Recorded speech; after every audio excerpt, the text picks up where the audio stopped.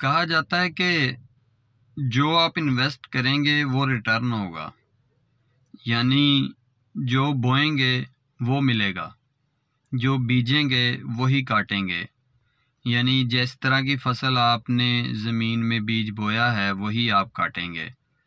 ये हकीकत है कि हम बतौर इंसान माशरे में रहते हुए अपनी ज़िम्मेदारियाँ और अपने मसाइल, अपने काम काज, अपने नज़रियात, सोच और फ़िक्र सब को मद्देनज़र रखते हुए या कतई नज़र करते हुए हम माशरे में क्या करते हैं। देखिए, ये बड़ी क्लियर बात है कि आप माशरे में इबादत करते हैं, आप माशरे में किसी भी मकतबा है फ़िक्र से ताल्लुक़ रखते हैं, किसी भी शोबा है ज़िंदगी से ताल्लुक़ रखते हैं, लेकिन अगर आपके पास अखलाकियात की दौलत नहीं है तो आपके पास कुछ भी नहीं है।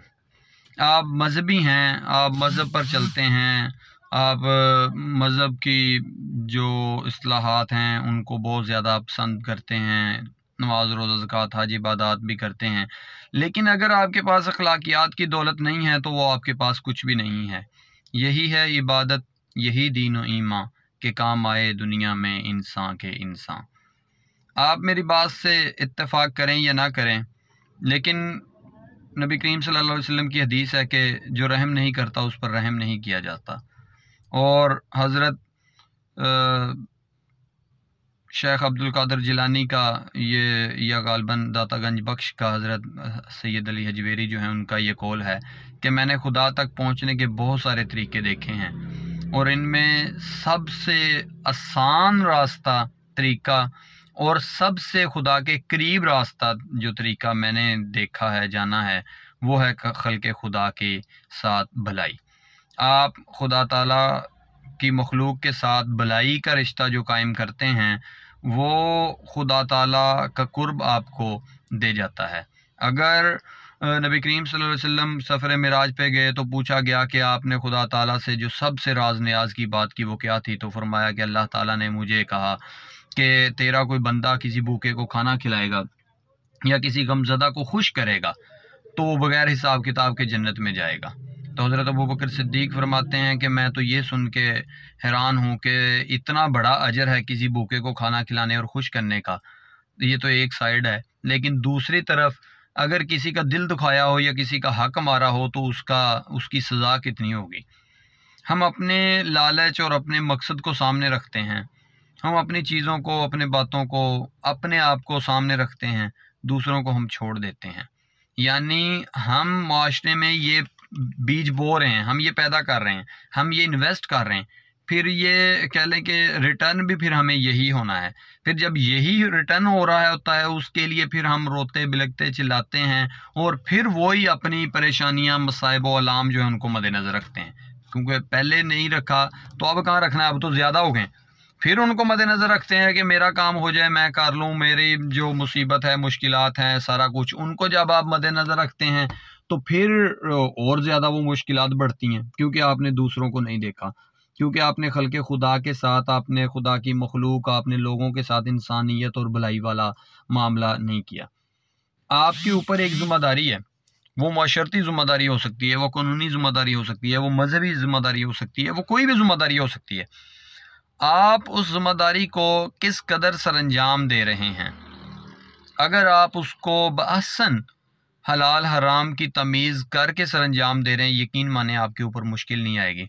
अगर मुश्किल आएगी भी तो वो मुश्किल जो है वो मुश्किल लगेगी नहीं आपको, बड़ी आसानी से आपके सारे काम होते जाएंगे, बड़ी आसानी से अच्छे से होते जाएंगे।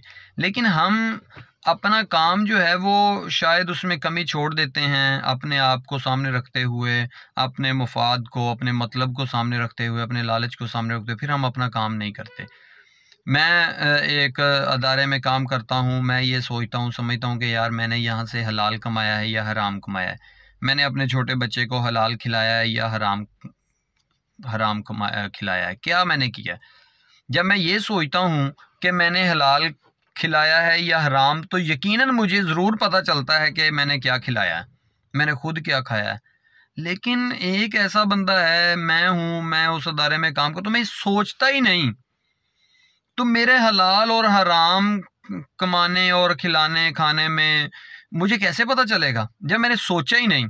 जब सोचूंगा तो पता चलेगा। और हमारी गिरावट ये है, माशरती गिरावट ये है कि हम इस कदर नीचे गिर चुके हैं कि हम हलाल हराम या अपनी ज़िम्मेदारियां और अपना इन्वेस्टमेंट और इन चीज़ों को सोचते ही नहीं हैं। इस कदर उलझ गए हैं अपने मसाइल में, इस कदर अपने लालच में, इस कदर अपनी खुशामदों में, इस कदर अपने हलाल हराम में कह लें कि उलझ गए हैं कि हमारी सोच भी इधर नहीं जाती। हमें सिर्फ अपना मुफाद नज़र आता है तो वो हम काम करते हैं, वरना हम काम करने के लिए तैयार नहीं हैं। दर्द दिल के वास्ते पैदा किया इंसान को, वरना ताअत के लिए कुछ कम न थे करोबियाँ। मैंने ऐसे ऐसे लोग देखे हैं जो आधा आधा फुट दाढ़ी रखी हुई है और यकीन माने तस्बीह नहीं तस्बा पकड़ा हुआ होता है उन्होंने, और उनका किरदार और उनकी गुफ्तगू, उनका अमल, उससे बदबू आती है, गंदगी झलकती है उनसे। दूर से देखते पता चलता है कि ये कोई गंदा बुरा शख्स है, ये कोई गलीज इंसान है, इसका किरदार अच्छा नहीं है। भाई दाढ़ी रख के क्या हो जाएगा? भाई नमाज पढ़ के क्या हो जाएगा? तस्बा फेर के क्या हो जाएगा? कुछ भी नहीं होगा जब तक आप किसी से अच्छे से भलाई वाला मामला नहीं करते, जब आप किसी का फ़ायदा नहीं करते, जब आप किसी के साथ सीधे मुंह से बात नहीं करते।